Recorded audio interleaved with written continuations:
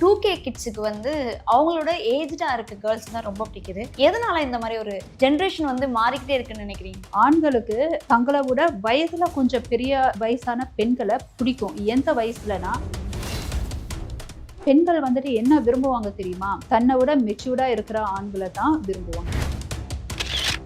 ஒரு ஆண் கையை பிடிக்கும்போது பாதுகாப்பான ஒரு சர்க்கிளா அதை விரும்பிதான் ஒரு பொண்ணு வந்துட்டு ஒரு பையனுடைய கையை பிடிப்பா.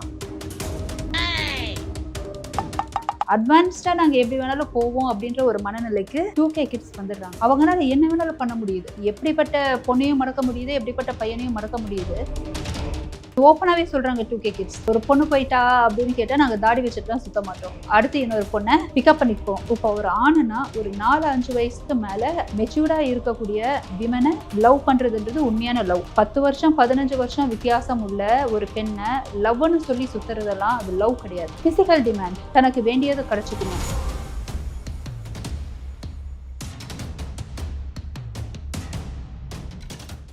Study in Singapore, Mauritius. Easy entry to Canada, UK, Europe, Australia, New Zealand. For admission contact 7904-710-512. ரகரம் நேயர்களுக்கு வணக்கம். இன்னைக்கு நம்ம கூட வந்து சோஷியல் ரிஃபார்மர் டாக்டர் ஷீபா லூத்தஸ் அவங்க தான் இருக்காங்க. வணக்கம் மேம். வணக்கம் மேம், இப்போ வந்து ரீசெண்டா ட்ரெண்டிங்ல போயிட்டு இருக்க ஒரு விஷயம் என்னன்னா 2K கிட்ஸுக்கு வந்து அவங்களோட ஏஜ்டா இருக்க கேர்ள்ஸ் தான் ரொம்ப பிடிக்குது. அதே மாதிரி கேர்ள்ஸையும் எடுத்துக்கிங்கன்னா 2K கிட்ஸ் கேர்ள்ஸ் வந்து அவங்களோட ரொம்ப கம்மியா இருக்க பசங்களை தான் வந்து ரொம்ப பிடிக்குது. ஏஜ்டு கம்மியா இருக்க பசங்க. எதனால இந்த மாதிரி ஒரு ஜென்ரேஷன் வந்து மாறிக்கிட்டே இருக்குன்னு நினைக்கிறீங்க? ஜென்ரேஷன் மாறிக்கிட்டு இருக்கு அப்படின்னு நீங்க கேட்கக்கூடாது. ஏன் ஜென்ரேஷன் இவ்வளவு கேவலமா போய்கிட்டு இருக்கே அப்படின்றது கேளுங்க. அதாவது எப்படின்னா, இதை நம்ம குறை சொல்றதுக்காக இல்லை. இப்போ நம்ம தலைமுறையில நம்மன்னு சொல்ல முடியாது, நீங்க பாக்குறதுக்கு என்னை விட கொஞ்சம் சின்ன பொண்ணு மாதிரி இருக்கீங்க. இப்போ எங்க தலைமுறையெல்லாம் பாத்தீங்கன்னா ஒரு எமோஷன், ஒரு பாண்டு, ஒரு ரொமான்ஸு, ஒரு கமிட்மெண்ட். நம்ம ஒரு பொண்ணை லவ் பண்றோம்னா அட்லீஸ்ட் கல்யாணம் வரைக்குமாவது நம்ம இழுத்துட்டு போகணும். கல்யாணம் பண்ணிக்கணும்னு நினைக்கிற பசங்க பொண்ணுகள்லாம் மீறி இப்போ எப்படின்னா, இன்னைக்கு நான் ஒருத்தரை பிக்கப் பண்றேன், அடுத்த நாள் ட்ராப் பண்ணி இன்னொருத்தரை பிக்கப் பண்றேன். அது ஓப்பனாவே சொல்றாங்க 2K கிட்ஸ். ஒரு பொண்ணு போயிட்டா அப்படின்னு கேட்டா நாங்க தாடி வச்சுட்டுலாம் சுத்த மாட்டோம். அடுத்து இன்னொரு பொண்ணை பிக்கப் பண்ணிப்போம் அப்படின்னு தான் வந்துட்டு சொல்லக்கூடிய விஷயம் இருக்கு. இது என்ன ஆகுதுன்னா, முதல்ல கூடி பழகக்கூடிய சில பழக்கங்கள் நம்ம குடும்பத்துல இருந்தது. சித்தி, சித்தப்பா, அத்தை, பாட்டி எல்லாம் உட்காந்து உறவாடி இப்படிதான் இருக்கணும், இதுதான் கலாச்சாரம், இதுதான் நடைமுறை, இப்படியெல்லாம் இருந்த காலம்லாம் போய் எதுக்கு எடுத்தாலும் கையில மொபைல். குழந்தை கூட ஒரு 6 மாசம் 1 வருஷம் ஆயிடுச்சு அப்படின்னா கையில ஒரு ஐபேடு இல்லைன்னு வைங்க, சாப்பிட மாட்டேங்குது. ஐபேடை கொடுத்து விளையாட வச்சு சாப்பாடு ஊட்டுற மாதிரி ஆயிடுச்சு. அங்கெல்லாம் என்ன நல்லது மட்டுமே இருக்கும்னு நினைக்கிறீங்களா? சின்ன வயசுலயே பல விஷயங்கள். ஏன்னா இப்ப என்னதான் டெக்னாலஜி சில தேவையில்லாத விஷயங்களை குழந்தைகள் பார்க்கறதுக்குன்னு மறைக்கிறதுக்குன்னு சில ரெசிஸ்டன்ஸ்லாம் இருந்தாலும் அதை உடைக்கிறதுக்கும் டெக்னாலஜி இருக்கு. அதையும் சின்ன வயசு பசங்க கத்துக்கிறாங்க. இப்போ எனக்கு பார்த்தீங்கன்னா ஒரு டிவி, ஒரு ஹை மாடல் டிவி போல இருக்கு. அது காஸ்ட் மிரரிங் ஆப்ஷன் அந்த ரிமோட்ல எனக்கு வரல. அது வயர்லெஸ் ரிமோட்டு. ஒரு சின்ன பொண்ணு வந்து அழகா அதை பண்ணி கொடுத்துட்டு போதுங்க. நான் டெக்னாலஜி ஹெட்னு சொல்லி சுத்திக்கிட்டு இருக்கிறேன். நான் தகவல் தொழில்நுட்ப வல்லுநர் அப்படின்ட்டு. சின்ன பொண்ணுங்க வந்து அதை பாருங்க டக்குன்னு பண்ணிட்டு போகுது. நாலேஜ் அதிகமா வளர நம்மளால என்ன வேணாலும் பண்ண முடியும் அப்படின்ட்டு அவங்களுக்குள்ள ஒரு தன்னம்பிக்கை. அதாவது பெரியவங்க சொல்றதை கேட்கணும், இல்லை குடும்பத்துல இருக்கவங்க சொல்றதை கேட்கணும்லாம் செகண்டரி ஆயிடுச்சு. என்னால என்ன பண்ண முடியாது அப்படின்ற ஒரு நிலைமையை நோக்கி வரும்போது நமக்கு பிடிச்ச எதனாலும் நம்ம செய்யலாம். நல்ல வழி கெட்ட வழி அப்படின்றது இங்க தெரியல. தனக்கு பிடிச்ச வழி அது அவங்களுக்கு சரியான வழி அப்படின்னு பயணிக்கும் போதே என்ன ஆகுது அப்படின்னு பாத்தீங்கன்னா, இந்த 2K கிட்ஸ் கலாச்சாரம்ன்ற ஒன்னே மறந்து போயிடுறாங்க. கலாச்சாரம்ன்ற ஒண்ணு எப்போ வரும்? பெரியவங்க உட்காந்து பேசி, அம்மா இதுதான்மா, இதுதான்ப்பா, இது இப்படிதான் இருக்கணும். அது சிலர்லாம் வந்துட்டு இன்னும் வந்துட்டு எனக்கு அப்பப்போ ஞாபகம் இருக்குங்க. நான் வந்துட்டு சில மூட நம்பிக்கையை ஃபாலோ பண்ணலனாலும் 6 மணி ஆச்சு, எங்க அம்மா சொல்றது இன்னும் எனக்கு ஞாபகம் இருக்கும். 6 மணி ஆயிடுச்சுனாமா தலைமுடி விரிச்சிருக்க கூடாதுமா, பொம்பளை புள்ள விளக்கேத்துமா, நீ என்ன வேணாலும் பண்ண, வெளியே வேலை செய்ய, என்ன வேணாலும் பண்ணு, வீட்டுல இருக்கும்போது விளக்கு வச்சா நேரமா, சாமி வர்ற நேரமா. இதெல்லாம் மூட நம்பிக்கையா நம்ம பார்த்தாலும் ஒரு ஒழுக்கம் இருந்தது. காலையில இந்த டைமுக்கு நீங்க எழுந்துக்கணும், கோலம் போடுறது, சாணி போட்டு கோலம் பண்றது. அப்போ வீட்டுல வந்துட்டு அதாவது ஒரு ஹைஜீன் மாதிரி, உங்களுக்கு புரியுதுங்களா? அப்புறம் மஞ்சள் மாவு இதுல வந்துட்டு கோலம்லாம் போடுறது, இது மாதிரின்ட்டு எவ்வளவோ நம்ம பண்றோம் எங்க தலைமுறையில. இப்ப அதெல்லாம் எதுவுமே இல்லை. அட்வான்ஸ்டா நாங்க எப்படி வேணாலும் போவோம் அப்படின்ற ஒரு மனநிலைக்கு 2K கிட்ஸ் வந்துடுறாங்க. அவங்களால என்ன வேணாலும் பண்ண முடியுது. எப்படிப்பட்ட பொண்ணையும் மடக்க முடியுது, எப்படிப்பட்ட பையனையும் மடக்க முடியுது. இவங்க அடுத்த கட்டத்துக்கு போயிடுறாங்க. எப்படின்னா, உளவியல் ரீதியாக ஒரு சின்ன வயது பெண் தன்னோட கொஞ்சம் ஒரு எல்டர்லி வயசு கொஞ்சம் அதிகமான ஒரு பெண்ணு மேல ஒரு ஈர்ப்பு. இது வந்துட்டு 2K கிட்ஸ்ட மட்டும் கிடையாது. அதை நான் சொல்ல விரும்புறேன். ஆல்ரெடி முன்னாடியே காலங்காலமா இது வந்துட்டு ஆண்களுடைய சுபாவம். ஆண்களுக்கு தங்களை விட வயதுல கொஞ்சம் பெரிய வயசான பெண்களை பிடிக்கும். எந்த வயசுலனா, ஒரு 20-22 வயசுல இருந்து ஒரு 30-32 வயசுக்குள்ள இருக்கிற ஆண்களுக்கு இதா உளவியல் ரீதியா அவங்களுடைய சுபாவங்க. நம்ம மாற்ற முடியாது. 2K கிட்ஸா அது இதுன்ட்டு இல்லை. அது காரணம் என்னன்னா, அந்த வயசுல உள்ள பசங்கள் வந்துட்டு எப்படின்னா, பக்குவமான பெண்களை பார்க்கும்போது அவங்களுக்கு அது ஒரு இன்ஸ்பிரேஷனா நினைப்பாங்க. எடுத்துக்காட்டுக்கு எந்த ஒரு ஆண்னாலும் என்ன சொல்லுவானா, எங்க அம்மா வந்துட்டு தனியால எப்படி பண்ணுவாங்க தெரியுமா, போல்டு லேடி, அந்த மாதிரி நீ இருக்க அப்படின்னு சொல்லிதான் ஒரு பொண்ணை பாராட்டுவாங்க. அப்போ ஒரு பொண்ணு எப்போ போல்டா இருக்கும்? 20 வயசுல போல்ட் ஆகுமா? மெச்சூரிட்டி வருமா? வராது. ஒரு 30-35 வயசுக்கு மேல நல்லா ஒரு போல்டா மெச்சூர்டா இருக்கக்கூடிய ஒரு லேடி நிறைய சாதிக்கிறது, வர்றது, போறது, ட்ரெஸ் பண்றது, அதெல்லாம் பார்க்கும்போது இந்த பசங்களுக்கு ஈர்ப்பு வர்றது நார்மல். பட் 2K கிட்ஸ் ஒரு கட்டத்துக்கு அடுத்து என்ன போறாங்க அப்படின்னா, சில ஒரு கைண்ட் ஆஃப் அட்வான்டேஜஸ் இருக்கு. இப்போ தன்னுடைய வயசு பெண்களோட இவங்க ரிலேஷன்ஷிப்ல இருக்காங்கன்னு வைங்க, வெர்ஜினிட்டி பிரச்சனை, பிரெக்னன்சி பிரச்சனை. இதுவே மெச்சூர்ட் ஆனவங்க அப்படின்னா அவங்கக்கிட்ட இந்த பிரெக்னன்சி விஷயம், இந்த வெர்ஜினிட்டி விஷயம் கண்டு பயந்துக்கணும்னு அவசியமே கிடையாது. அவங்களுக்கு ஆல்ரெடி பக்குவப்பட்டிருப்பாங்க. அதே மாதிரி சில ஆண்கள் வந்துட்டு எப்படின்னா, இந்த சின்ன வயசு பசங்க தான். மெச்சூரான ஆண்கள் அப்படி கிடையாது. அவங்களுக்கு அந்த ஒரு பக்குவம் இருக்கும். தனக்கு வேண்டிய துணை எப்படி அதை செலக்ட் பண்ணுன்ற பக்குவம் இருக்கும். ஆனா இந்த வயசு பசங்க அவங்களுக்கு எப்படி அப்படின்னு கேட்டா, ஓகே, நமக்கு ஒருவேளை சில விஷயங்கள் தெரியல அப்படின்னாலும், நான் எந்த விஷயத்துல சொல்றேன் தெரியும், ரிலேஷன்ஷிப், பிசிக்கல் இன்டிமசி. அப்போ ஒரு மெச்சூர்டான ஒரு லேடி அப்படின்னா அவங்களுக்கு நிறைய விஷயம் தெரியும். அவங்க நிறைய விஷயம் இனிஷியேட் பண்ணுவாங்க. உங்களுக்கு புரியுதா? இப்போ இதுவே ஒரே வயசுக்குள்ள இருக்கிற ரிலேஷன்ஷிப்னா ஒரு ஆண் தான் சில விஷயங்கள் இனிஷியேட் பண்ணணும். அப்ப அந்த பொண்ணு எப்படி ரியாக்ட் பண்ணுவான்னு தெரியாது, பயமும் இருக்கும். இந்த பொண்ணு திடீர்னு தன்னுடைய தகப்பனையோ சகோதரனையோ கூப்பிட்டு வந்து மொத்துன்னு திடீர்னு மொத்திக்கிட்டா என்ன பண்ணுவாங்க? ஆனா இதுவே மெச்சூர்ட் லேடி எந்த மாதிரின்னு பார்த்தாங்கன்னா, சில மேரிட் லேடிஸ் எல்லாம் இருப்பாங்க. அதனாலதான் சில பசங்க ஆன்டிஸ்ன்னு சொல்லிட்டு இருப்பாங்க. இப்போ அவங்களோடலாம் ஒரு ரிலேஷன்ஷிப் ஃபார்ம் ஆகுதுன்னு வைங்க, என்ன ஆகும் அப்படின்னா, அவங்க அந்த ரிலேஷன்ஷிப்பை வெளியே சொல்லவும் முடியாது. புரியுதா? இவங்க சேஃப். அவங்க கணவன்கிட்ட போய் சொல்ல முடியுமா இப்படி ஒரு ரிலேஷன்ஷிப் இருக்கு அப்படின்றது? அதையும் சொல்ல முடியாது. அதே சமயத்துல மெச்சூர்டான லேடிஸ் நல்லா சம்பாதிக்கிறவங்களா இருப்பாங்க, நல்லா செட்டில்டா இருக்கிறவங்களா இருப்பாங்க. அப்ப இந்த மாதிரி ஒரு பசங்க ஒரு வளர்ந்துட்டு இருக்கிற சூழ்நிலையில இருப்பாங்க. பொருளாதார ரீதியான போது இவங்க பணம் கொடுத்து உதவுவாங்க. அப்போ இவங்களுக்கு பாடி டிமாண்டும் கிடைச்சிருது, பண விஷயத்திலையும் நிறைய சப்போர்ட் வந்துட்டு கிடைச்சிக்கிட்டு தான் இருக்கு. இது நடக்க என்ன மாதிரி ஆகுது அப்படின்னு பாத்தீங்கன்னா, நிறைய கிரைம்ஸ்ல வந்து முடியுது. இப்ப சமீபத்துல நம்ம ஒரு ஸ்டேட்ல சின்ன வயசு பையன் 60 வயசு லேடியோட ரிலேஷன்ஷிப்ல இருக்கான். ஓனர், சொந்த ஓனர், ஓனர்னா ஹவுஸ் ஓனர். ஒரு கட்டத்துல இந்த பையனுக்கு வீட்டுல பொண்ணை பாக்குறாங்க. கல்யாணம் பண்ணிக்க போற அந்த சமயத்துல இந்த லேடிக்கு தெரிய வந்துட்டு, இல்ல நீ கல்யாணம் பண்ணிக்க விட மாட்டேன், நீ எனக்கானவன் அப்படின்னா அந்த லேடி வந்துட்டு சண்டை போடுறாங்க. 60 வயசு லேடி. இவன் வந்துட்டு முடிச்சு விட்டுறான். கொன்னு அதே ரூம்ல போட்டு இது பண்ணிட்டு ஆள் எஸ்கேப் ஆறான். பட் அந்த கேஸ் எல்லாம் பிடிக்கிறாங்க. இந்த மாதிரி விஷயங்கள் என்ன ஆகுது? கிரைம்ல தான் முடியுது. ஏன்னா அது கள்ளக்காதல்னு முடியுது. தன்னை விட இப்போ ஒரு ஆணுனா ஒரு 4-5 வயசுக்கு மேல மெச்சூர்டா இருக்கக்கூடிய விமனை லவ் பண்றதுன்றது உண்மையான லவ். நல்லா புரிஞ்சுக்கோங்க. அது மேரேஜ் வரைக்கும் கூட போனா கூட தப்பு இல்லை. பெரியவங்களே பார்த்தா கூட அது என்கரேஜ். ஓகே, 4-5 வருஷம் தானே டிஃபரன்ஸ். சில பெரியவங்க, நிறைய பெரியவங்க பார்த்தீங்கன்னா ஒரு 2-3 மாசம் டிஃபரன்ஸ்னா தான் பண்ணிப்பாங்க. 4-5 வருஷம்னா கூட ஓகே, அது உண்மையான லவ்வா இருக்கும். 10 வருஷம் 15 வருஷம் வித்தியாசம் உள்ள ஒரு பெண்ணை லவ்னு சொல்லி சுத்துறதெல்லாம் அது லவ் கிடையாது.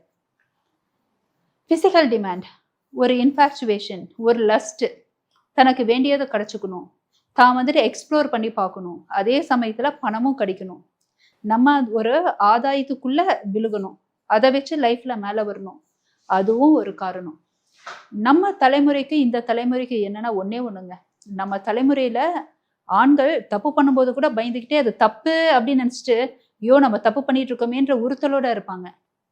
இந்த தலைமுறையில இதெல்லாம் தப்புன்ற ஒரு விஷயமே அவங்களே உணரல, பெருசா தெரிஞ்சுக்கல, நார்மலான ஒரு விஷயம். எனக்கு பிடிச்சிருக்கு நான் பழகுறேன், அவங்களுக்கு பிடிச்சிருக்கு நான் பழகுறேன், அங்க பழகுற வரைக்கும் பழகிட்டு போறோம் அப்படின்னு ஈஸியா எடுத்துக்கிறாங்களே தவிர்த்து அது வந்துட்டு எத்திக்கல் டேமேஜ் அப்படின்ற அந்த ஒரு புரிதல் கூட இல்லை. ஏன்னா அவங்க பெரியவங்க சொல்றதும் கேட்டு வளரக்கூடிய சூழ்நிலையில அவங்க வளரல. ஒரு ஒரு லிமிட்டை தாண்டி வளர்ந்ததுக்கு அப்புறம் பெரியவங்க என்ன சொன்னாலும் நீ என்ன சொல்றத நான் என்ன கேட்கறது, உன்னை விட எனக்கு அறிவு அதிகம். ஏன்னா உண்மையாவே நம்மளோடலாம் அவங்களுக்கு அறிவு அதிகங்க, நிறைய கத்து வச்சிருக்கிறாங்க. நமக்கு தெரியாத விஷயங்களை நம்ம சின்ன பசங்க கிட்ட இருந்து கத்துக்கலாம். அந்த மாதிரியான ஒரு காரணங்களுக்காக கூட 2K கிட்ஸ்க்கு வந்துட்டு தன்னை விட ஒரு வயது அதிகமான பெண்களை பிடிக்கும். இன்னொன்னு 2K பெண்கள், 2K பெண்கள் வந்துட்டு சின்ன பையனை விரும்புறது, அதாவது தன்னை விட சின்ன பையன், மைனர் பசங்களன்னு சொல்லல, இந்த மைனர் பெண்கள் மைனர் ஆண்கள் அப்படின்னு வந்துட்டாலே அது கிரைம், உள்ள தூக்கி போட்டுடணும். நான் சொல்றது மேஜரா, பட் ஆனா இந்த பெண்ணோட ஒரு சின்ன வயசு உடைய ஆண் அப்படின்னா ரொம்ப ரொம்ப ரேர். நீங்க அந்த கேட்ட கேள்வியிலேயே 2K கேர்ள்ஸ் வந்துட்டு தன்னுடைய சின்ன பையனோடலாம் க்ளோஸா போறாங்கன்றதெல்லாம் ரொம்ப ரொம்ப ரேர். 2K கிட்டா இருந்தாலும் சரி, ஒரு பொண்ணு இல்லை 30 years 40 years இல்லை வேற எந்த ஜென்ரேஷனா இருந்தாலும் மெஜாரிட்டி ஆஃப் த பெண்கள் தன்னை விட மெச்சூர்டா இருக்கிற ஆண்களை தான் விரும்புவாங்க. ரொம்ப ரேர் சினாரியோஸ் தான் நான் வந்துட்டு என்னோட சின்ன பையனை நான் விரும்புறேன் அப்படின்னு சொல்லுவாங்க. ரொம்ப ரேர். பெண்கள் எந்த தலைமுறை சார்ந்தவங்களா இருந்தாலும் சரி, இன்க்ளூடிங் 2K, அவங்க எதிர்பார்க்கிறது என்னன்னா ஒரு ஆண் மெச்சூர்டா இருக்கணும், ஆண் பாதுகாப்பா இருக்கணும், ஒரு இடத்துக்கு போறாங்கன்னா அந்த ஆண் சில விஷயங்களை கவனிக்கணும், பாதுகாப்பு, அந்த ஒரு அன்பு, மெச்சூரிட்டி, ஒரு கண்ட்ரோல் எடுத்துக்கணும். இந்த பெண்ணு வந்துட்டு என்னதான் நல்லா படிச்சிருக்கு அப்படி இப்படின்னாலும் அந்த பொண்ணை எதிர்பார்க்கறது என்னன்னா ஒரு ஆண் மெச்சூர்டா சில விஷயங்கள் கண்ட்ரோல் எடுத்துக்கணும். இதுதான் பெண்ணுடைய சுபாவம். பெண் வந்துட்டு வாலண்டரா நான் எனக்கு ஒரு சின்ன பையன், அதெல்லாம் வந்துட்டு என்னன்னா ஒரு மாதிரியான லஸ்ட். நிறைய நம்ம இல்லீகல் ரிலேஷன்ஷிப்லாம் பார்ப்போம். மருமகளோட மாமனார் அப்படின்றத நம்ம பார்ப்போம், சின்ன பையன் அண்ணியோட ரிலேஷன்ஷிப்லாம் பார்ப்போம். இந்த மாதிரி ரேர் சினாரியோஸ். அது எதுக்குன்னா பிசிக்கல் டிமாண்ட், அதாவது உல்லாசத்துக்காக, உடம்பளவுல உல்லாசத்துக்காக வரக்கூடிய அந்த விஷயங்கள், அது ரேர் சினாரியோ நடக்கும். அது எங்க கிடைச்சாலும் வாய்ப்பு கிடைச்சா நடந்துக்கிட்டு தான் இருக்குங்க. ஆனா சுபாவம்னு சொல்லி பார்த்தா பெண்கள் விரும்புறது வந்துட்டு நல்ல ஒரு மெச்சூர்டான ஆண். அவன் மெச்சூர்டாவும் இருப்பான், முடிஞ்ச அளவுக்கு செட்டில்டாவும் இருப்பான், அப்பதான் பாதுகாப்பு கிடைக்கும். பெண்கள் வந்துட்டு என்ன விரும்புவாங்க தெரியுமா, ஒரு ஆண் கையை பிடிக்கும்போது பாதுகாப்பான சர்க்கிளா, அன்பு செகண்டரி, பாதுகாப்பான ஒரு சர்க்கிளா, அதை விரும்பிதான் ஒரு பொண்ணு வந்துட்டு ஒரு பையனுடைய கையை பிடிப்பா. ஸோ அப்படிப்பட்ட ஒரு மெச்சூர்ட் ஆண்களை தான் எப்பொழுதுமே பெண்கள் விரும்புவாங்க. அதனால அந்த ஒரு உங்களுடைய அந்த மைண்ட் செட்டை இந்த ஒரு விஷயத்துல மாத்துங்க. 2K கிட்ஸா இருந்தாலும் மெச்சூர்டான ஆண்கள் தான் விரும்புவாங்க. ஜென்ரேஷன் வந்து எதனால இந்த மாதிரி விஷயங்களை வந்து மாறுது அப்படின்னு நீங்க நினைக்கிறீங்க? டெக்னாலஜி வளர்ந்துகிட்டு இருக்கு, எக்கானமி வளர்ந்துட்டு இருக்கு. முதல்லாம் பார்த்தீங்கன்னா பெண்கள் வீட்டில் இருப்பாங்க, அவங்க போயிட்டு பெருசாக சாதிக்கணும்னு நினைக்கிறது அவங்க சாதனையே என்னன்னா நான் குழந்தைய பெற்றுட்டேன், என் புருஷனை நான் பார்த்துக்கிட்டேன் கடைசி வரைக்கும் அப்படின்றதா சாதனையாக நினைப்பாங்க. இன்றைய ஜென்ரேஷனில் ஒரு பெண்ணாக இருந்தாலும் ஆணாக இருந்தாலும் தன்னுடைய வாழ்க்கையை அவங்க வாழணும்னு நினைக்கிறாங்க. அது காரணம் என்னன்னா அவங்க என்ன நடந்துட்டு இருக்குன்றத பார்க்க ஆரம்பிக்கிறாங்க. இப்போ ஒரு 10-15 வருஷத்துக்கு முன்னாடியே சொல்றேன், ரொம்பலாம் போக வேணாம், ஒரு 15 வருஷத்துக்கு முன்னாடியே வைங்க. இப்போ நாங்களாம் வந்துட்டு படிச்சுட்டு இருந்த காலத்துலலாம் மொபைல்ன்ற ஒரு கல்ச்சர் கிடையாதுங்க. நான் 11th 12th படிக்கும்போது ரொம்ப சண்டை போட்டு எனக்கு ஒரு செட்டு கையில கொடுத்தாங்க. நோக்கியான்னு ஒரு செட்டுங்க, செங்கல் கட்டி மாதிரி கருப்பா கையில இருக்கும், பெருசா கையில கொடுத்துருவாங்க. அதை எடுத்துட்டு போறதுக்கே அசிங்கப்படுவேன். லேண்ட்ல தான் எல்லாம் பேசிப்போம். அப்பனா ஒருத்தருக்கு இவ்வளவுதான் நெட்வொர்க், இவங்களோட தான் பேச முடியும், தெரியாத நபர்களோட பேச முடியுமா? நமக்கு அதுக்கு வாய்ப்பே இல்லையே. இப்போ பார்த்தீங்கன்னா டெக்னாலஜி வளர்ந்துருச்சு, சோஷியல் மீடியான்னு இருக்கு. இப்போ நம்ம அட் அ டைம் ஒரு 1000 பேருக்கு கம்யூனிகேட் பண்ண முடியும், ஒரு லட்சக்கணக்கான பேருக்கு போஸ்ட் பண்ண முடியும், நிறைய பேர் தெரிஞ்சவங்கள தெரியாதவங்கள நம்மள கம்யூனிகேட் பண்ண முடியும், நிறைய விஷயங்கள் நம்ம கத்துக்கிறோம். ஜென்ரேஷன் கேப் புரியுதுங்களா? அப்போ நம்ம கத்துக்கணும்னு நினைச்சாலும் யார் வந்து நம்ம கத்துக் கொடுப்பா? அதே அம்மா, அதே அப்பா, அதே சொந்தக்காரங்க, அதே நண்பர்கள். ஆனா இங்க புது புது மக்கள்கள் ஒருத்தருடைய வாழ்க்கையில வராங்க. அப்போ ஒவ்வொன்றும் அவங்க கிட்ட ஒரு திறமைகள் இருக்கும். நல்லதும் கத்துக்கிறாங்க, கெட்டதும் கத்துக்கிறாங்க. அப்படிதான் இந்த ஜென்ரேஷன் கேப் உருவாகி ஒரு லிமிட்டுக்கு மேல என்னன்னா பெண்கள் ஆண்களை விட அப்பர் ஹேண்டா ஆயிட்டு இருக்காங்க. முதல்ல விட லேபர் ஃபோர்ஸ் உடைய அந்த கிராஃப் பாத்தீங்கன்னா ஆண்கள் படிக்கிறத விட பெண்கள் அதிகமா படிக்கிறாங்க, ஹையர் ஸ்டடீஸ் அதிகமா படிக்கிறாங்க, மார்க்ஸ் அதிகமா ஸ்கோர் பண்றாங்க, நிறைய எக்ஸாம்ஸ்ல வந்து டாப் ஸ்கோர்ல கிளியர் பண்றாங்கன்ட்டு அப்படியே உல்டாவா மாறுது. இப்ப ஜென்ரேஷனே எப்படி ஆகுதுன்னா இப்பெல்லாம் லேட்டஸ்டா பாருங்க, ஆண்கள் கல்யாணம் பண்றதுக்கு ரெடியா இருக்காங்க, ஆனா கல்யாணம் பண்ணிக்கிறதுக்கு அவங்களுக்கு பொண்ணு கிடைக்கல. பொண்ணுகளுக்கெல்லாம் என்ன அப்படின்னா இவங்களெல்லாம் ஒரு அதிகமா படிச்சு சம்பாதிக்க ஆரம்பிச்சிட்டாங்க. ஸோ இந்த ஆண்கள்லாம் அவங்களுக்கு குவாலிஃபிகேஷன்ல நினைக்கிறாங்க. உங்களுக்கு புரியுதா? அதனால நிறைய ஆண்களுக்கு பெண்களே கிடைக்கல. அப்போ டெக்னாலஜி வளருது, எக்கானமி வைஸும் வளர்றோம். முதல்ல நம்ம அம்மா அப்பா வாங்கின சம்பளம் எவ்வளவா இருக்கு, நம்ம ஒரு ப்ரொஃபஷனலா நம்ம வாங்குற சம்பளம் எவ்வளவா இருக்கு, மாற்றங்களா? ஒரு லக்ஸூரியஸான ஒரு லைஃபா? அந்த காலத்துல ஓட்டு வீட்டுல இருந்திருப்பாங்க, அதுக்கு முன்னாடி குடிசை வீட்டுல இருந்திருப்பாங்க, அதுக்கப்புறம் மெத்த வீடுன்னு சொல்லுவாங்க, டார்ச் வீடு அப்படின்வாங்க. இப்ப எல்லாம் எப்படி இருக்கும்? ஃபிளாட்ல இருக்கோமா, வில்லால இருக்கோமா, இண்டிபெண்டன்ட் ஹவுஸ்ல இருக்கோமா? எக்கனமி வளருதுங்களா? அப்போ மனிதனுடைய இப்போ குரங்குல இருந்து மனுஷன் வந்தானாலே அது தேவைக்கேற்ப மாறினதுன்னு தானே சொல்றாங்க. உங்களுக்கு புரியுதா? அந்த மாதிரி இந்த டெக்னாலஜி வளர வளர அதனுடைய தேவைக்கேற்ப மனிதனுடைய சுபாவம், அவனுடைய லைஃப் ஸ்டைல் மாறிக்கிட்டு தான் இருக்கு.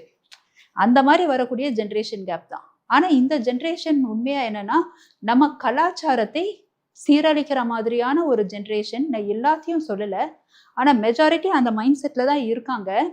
எப்படி வேணாலும் வாழலாம், ஆனா நம்ம சந்தோஷமா வாழணும் அப்படின்ற மைண்ட் செட் ரொம்ப தப்பு. அது செல்ஃபிஷான ஒரு உணர்வு.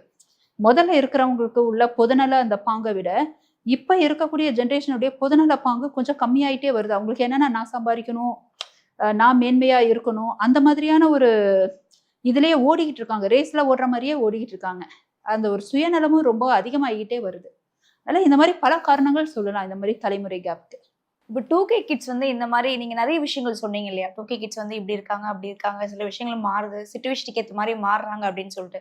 இந்த மாதிரி விஷயங்கள் மாறுறப்போ 2K கிட்ஸ் வந்து மாற்ற முடியாதா? அவங்களை வந்து எப்படி வந்து வழி நடத்தணும்னு நீங்க நினைக்கிறீங்க? 2K கிட்ஸை நீங்க வழி நடத்தணும்னு நினைச்சீங்கன்னு வைங்க, அவங்க இருக்கிற மண்நிலைக்கு உங்களை போட்டு தள்ளிடுவாங்க. அதனால வழி நடத்தணுன்றதை மறந்துடுங்க. அதை நம்ம அவங்களுடைய அந்த ஒரு போக்கிலேயே நம்ம போகணும். இவங்களை நம்ம என்ன பண்ணலாம் அப்படின்னு கேட்டா, ரெகுலரா சில முக்கியமான விழிப்புணர்வு கொடுக்கலாம்.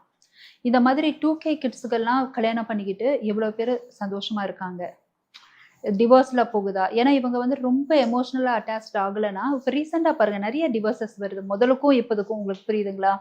அது காரணம் இதுவா கூட இருக்கலாம். சில சர்வே மூலமா நம்ம அவங்களுக்கு தெரியப்படுத்தலாம். ஒண்ணு. இன்னொன்னு, அவங்க புரிஞ்சுக்க வேண்டியது என்னன்னா, தான் தான் எல்லாமே. ஏன்னா நிறைய நாலேஜ் கத்துக்கிட்டாங்க நம்மளோட. ஸோ அவங்க வந்துட்டு அந்த ஒரு மைண்ட்ல ஹெவியா இருப்பாங்க, ஸ்ட்ராங் ஹெட்டட் பீப்புளா இருப்பாங்க. ஏன்னா எனக்கு இது தெரியும், நான் மற்றவங்களோட ரொம்ப நாலேஜபிள், சொந்த அப்பா அம்மாவோட நாலேஜபிள் நினைப்பாங்க, சொந்தக்காரங்களோட நாலேஜபிள் நினைப்பாங்க. அப்ப இவங்க நினைச்சா இவங்கள கண்ட்ரோல் பண்ண முடியாது. ஒன்னே ஒன்று நம்ம என்ன புரிய வைக்கணும் அப்படின்னா, கடைசியா நம்மளோட சந்தோஷத்துக்கு கான்ட்ரிபியூட் பண்ண போறது இந்த பணமோ இந்த டெக்னாலஜியோ எதுவுமே கிடையாது. இவங்கெல்லாம் எப்போ வந்துட்டு பட்டு திருந்துவாங்கன்னா, ஒரு 40 வயசு 45 வயசுக்கு மேல தனிமையில இருக்கும்போது பேசுறதுக்கு உண்மையான ஒரு நபர் கூட இருக்க மாட்டாங்க. அதாவது உண்மையான அன்பான ஒரு பார்ட்னர் கூட இருக்க மாட்டாங்க. ஏன்னா இவங்க உண்மையா யார்ட்டையுமே இருந்திருக்க மாட்டாங்க, டேக் இட் ஈஸியா இருந்திருப்பாங்க. அப்ப அவங்கள சுத்தி இருக்கிற மக்களும் அப்படிதானே இருப்பாங்க. அப்ப அவங்க உணர்வாங்க குடும்பத்தோட சேர்ந்து இருக்கக்கூடிய சந்தோஷம் என்ன. அம்மா ஊட்டுறாங்கல்ல, பல தடவை சாப்பிடுப்பா சாப்பிடுப்பான்னு ஊட்டும் போது நேனமா இது பண்ணிட்டுன்னு ஓடுறாங்கல்ல, அந்த ஒரு வயசு வரும்போது அது அவங்களுக்கு மட்டும் இல்லை, அது எல்லாத்துக்குமே பொருந்தும். பட் இந்த 2K கிட்ஸ் ரொம்ப அவங்க வந்துட்டு விலகி போறாங்கல்ல, அந்த ஒரு எமோஷன்ஸ் அந்த சென்டிமெண்ட்ஸ் எல்லாம் பார்த்துக்காம எனக்கு பிடிச்சதை என்ன வேணாலும் செய்வேன், நான் சந்தோஷமா இருக்கணும்னு என்ன. அதனாலதான் அந்த போதை பொருட்கள்லாம் அடிமையாகிறதுங்க. எனக்கு நான் சந்தோஷமா இருக்கணும், நான் நிம்மதியா இருக்கணும், சுயநலமான வாழ்க்கைன்னு நினைக்கிறாங்கல்ல. ஒரு வயசை தாண்டும் போது உண்மையான ஒரு நபர் தன்னை நேசிக்கிறதுக்கு அழைவாங்க. நல்ல அன்போட வீட்டு சாப்பாடை பரிமாறக்கூடிய அந்த தாயின் கரங்களை நினைச்சு ஏங்குவாங்க. அப்போ அவங்களுடைய அடுத்த தலைமுறைக்கு நம்ம எப்படி பேசிக்கிட்டு இருக்கோம், இப்ப நாங்க எப்படி பேசிட்டு இருக்கோம், இதெல்லாம் நாங்க பட்ட பாடங்கள். அத அவங்க பேச ஆரம்பிப்பாங்க. இதுதான் நம்ம வந்துட்டு பண்ணக்கூடிய விஷயம். நம்ம முடிஞ்ச அளவுக்கு சமூக சீர்திருத்தவாதியா என்ன பண்ண முடியும்னா, இவங்க இந்த மாதிரி சில விஷயங்கள்ல சீரழிஞ்சு போயிட்டு இருக்காங்க. ஆனா நல்ல பிரெயினியான மக்கள். இவங்க கரெக்டான டைரக்ஷன்ல கொண்டு போறோம் அப்படின்னா, நான் திரும்ப திரும்ப போதைப் பொருள்ல தான் வந்து நிப்பேன். ஏன்னா அது ஒருத்தருடைய மூளை எந்த அளவுக்கு அறிவானவங்களா இருந்தாலும் அத செயலிழக்க விட்டுரும். அது ஃபங்க்ஷன் ஆகாது. உங்களுக்கு புரியுதுங்களா? அப்படி இருக்கும்போது என்னதான் அறிவு இருந்தாலும் வேஸ்ட். ஸோ அந்த மாதிரி விஷயங்களை கொஞ்சம் தவிர்த்துக்கிட்டு இவங்கள கொஞ்சம் தெளிவா யோசிக்க வச்சாலே அவங்க பட்டு திருந்துவாங்க.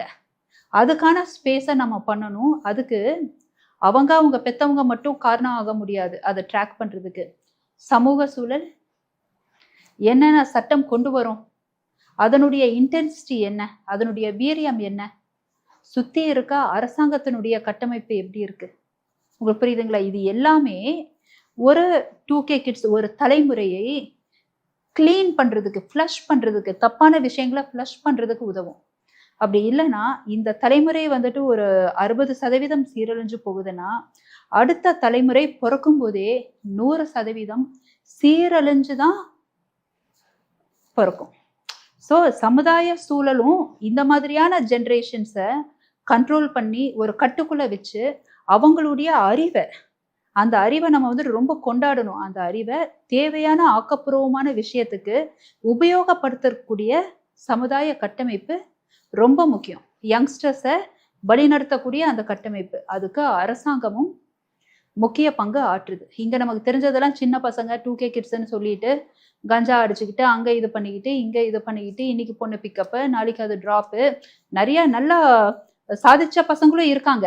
ஆனா நம்ம பாக்குறதுல எப்படி சின்ன பசங்க கொன்னு போடுறாங்கங்க. முக்காவாசி மர்டர் கேஸ்ல பாத்தீங்கன்னா எல்லாம் அந்த மைனர் பசங்க இன்வால்வ் ஆயிட்டு இருக்கிறாங்க. இந்த மாதிரியான ஒரு நிலைமையில இருக்கும்போது அறிவான இந்த தலைமுறையை நல்ல முறையா வழி நடத்தக்கூடிய கடமை உங்களுக்கு, எனக்கு, மற்ற சாமானியனுக்கு மட்டும் கிடையாது, இந்த அரசாங்கத்துக்கும் உண்டு. சோஷியல் ரிஃபார்மரா வந்து இவ்வளோ நேரம் வந்து நிறைய இன்ஃபர்மேட்டிவான விஷயங்கள் வந்து ஷேர் பண்ணதுக்கு ரொம்ப நன்றி. நன்றி.